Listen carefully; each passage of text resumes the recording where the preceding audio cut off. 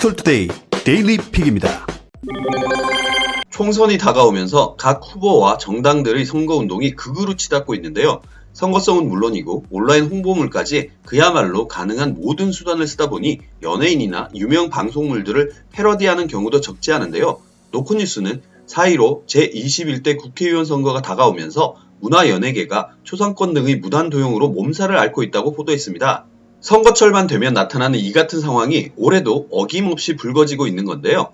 이에 문화연예계에서는 예민한 선거철에 자칫 특정 정당이나 정치인을 지지하는 모양새로 비춰질 수도 있는 만큼 강하게 우려를 표하거나 확실한 선긋기에 나서고 있습니다. 오준석 민중당 서울 동대문구 갑 후보는 최근 홍보 현수막과 SNS에 래퍼 마이손을 연상케 하는 사진 이미지를 홍보물로 사용했습니다. 오 후보는 그러면서 마미손이 2018년에 낸 소년점프 노래 가사를 개사해 위성정당 거대 양당 악당들아 기다려라. 이 선거에서 진보 정치는 절대 죽지 않아. 오케이, 계획대로 되고 있어. 라는 문구도 삽입했습니다.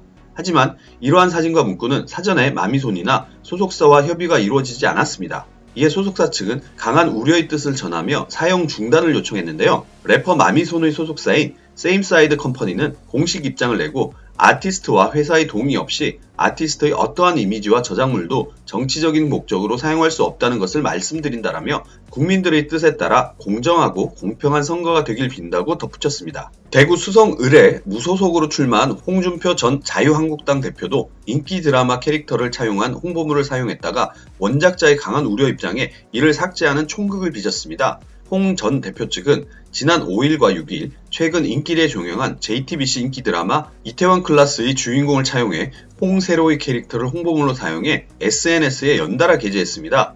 홍 전 대표 측은 홍 후보가 드라마의 주인공 박세로이와 비슷하다며 홍세로이라고 표현하고 이를 홍보에 적극 활용했습니다. 또 드라마의 제목인 이태원 클라스를 자신이 출마한 지역과 연결지어 수성을 클라스로 표현하기도 했습니다. 하지만 이태원 클라스의 원작 웹툰 작가이자 드라마 극작가인 광진 작가가 자신의 SNS를 통해 저작권자인 저는 이태원 클라스가 어떠한 정치적 성향도 띠지 않길 바란다는 글을 올리자 홍 전 대표 측은 해당 홍보물을 삭제했습니다.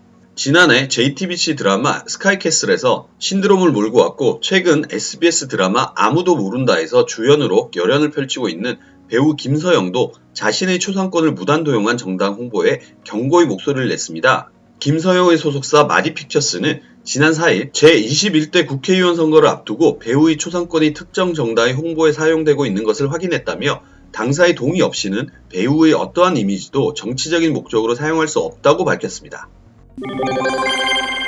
온라인 개강과 개학이 이어지면서 화상회의 플랫폼 줌에 대한 관심이 폭등하고 있는데요. 어느 순간부터 보안 문제가 불거지면서 문제들이 거론되고 있는 것도 사실이죠. 뉴스원은 미국에 이어 대만에서도 화상회의 플랫폼 줌을 사용 금지하고 나섰다고 보도했습니다.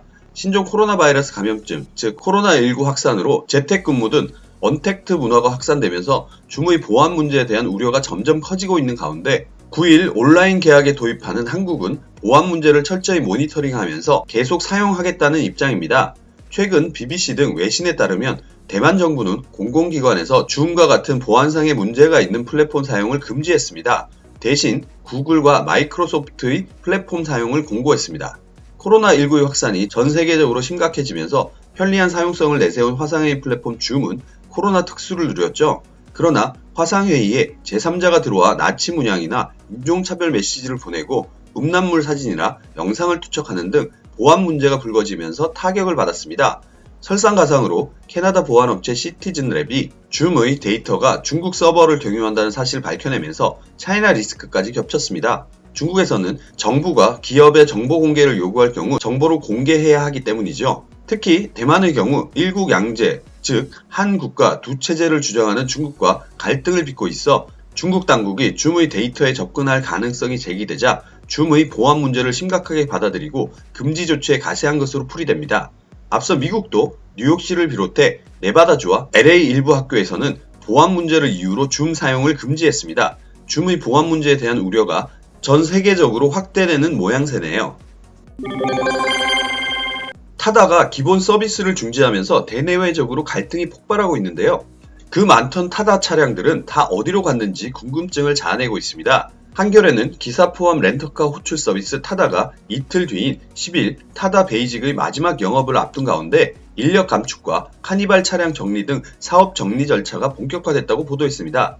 이 과정에서 타다 드라이버들과의 갈등도 빚어지고 있는 건데요. 타다 서비스를 운영하는 쏘카 쪽의 설명을 들어보면 타다는 베이직 서비스에 쓰던 11인승 카니발 차량 1,500여 대를 여러 갈래로 정리하고 있습니다. 우선 중고차 매매상을 통해 대량 처분하고 임직원과 그 지인을 대상으로도 판매하고 있다는 건데요. 판매 가격은 주행거리 6만에서 10만 킬로미터의 더 뉴 카니발 11인승 2019년 프레스티지 기준 평균 1,400만원에서 2,300만원 선으로 알려져 있습니다.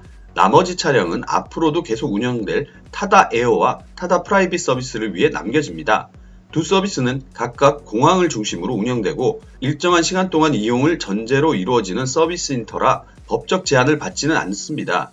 차량 처분과 같은 물적 정리 외에 쏘카 쪽이 마주하고 있는 과제는 또 있는데요.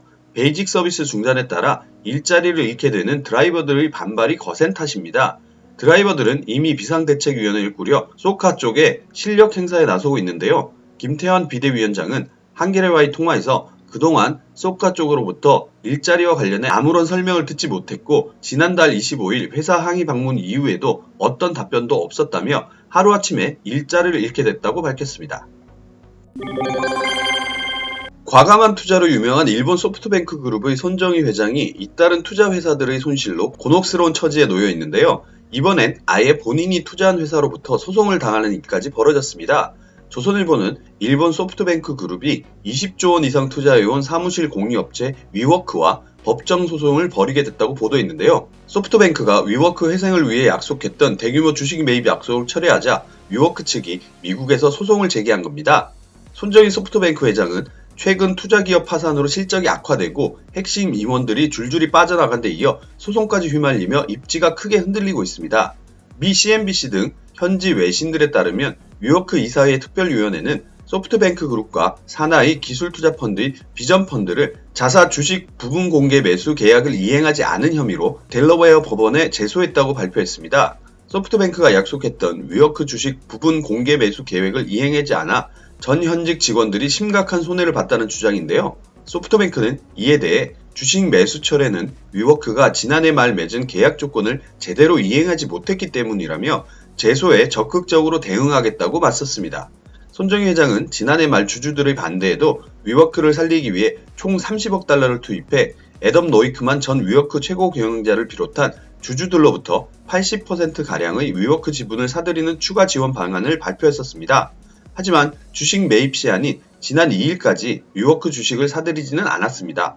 코로나로 미국을 비롯한 전 세계 건물들이 폐쇄와 위워크 매출 실적 저하 때문이었는데요. 소프트뱅크가 지금까지 위워크에 투자한 비용은 지난해 10월 기준 약 22조 8천억 원으로 추정됩니다. 하지만 지난해 9월 위워크의 기업 공개가 무산되면서 두 기업의 관계는 흔들리기 시작했습니다. 위워크 기업 가치는 3분의 1 수준으로 줄어들었고 소프트뱅크의 손실도 불어났습니다. 소프트뱅크는 위워크 외에도 차량 공유업체 우버, 기업 메신저 업체 슬랙 등 투자한 기업들의 가치가 떨어지면서 향후 투자자금 조달에 차질을 빚고 있는데요. 여기에 코로나19 사태까지 겹치면서 손 회장은 지난달 말 50조 원 규모의 소프트뱅크 보유 자산 매각 계획을 발표했습니다.